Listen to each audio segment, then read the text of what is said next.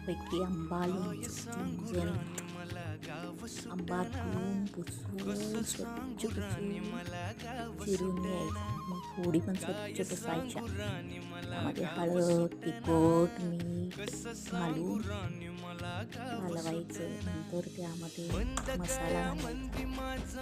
जिरं, बडीशेप, मेथी, दाणा, मोहरी भाजून बारीक पूड करून कालवून घ्यायचं परत. नंतर तेल गरम करून थंडगार करायचं. मस्त झणझणीत आंबा लोणचं. या खायला सगळे. आवडलं तर मी ब्लॉग लाईक करा, शेअर करा, सबस्क्राईब करा.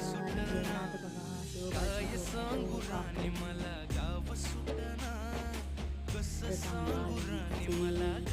शेवग्याची आमटी, भाकरी जेवायला सगळे.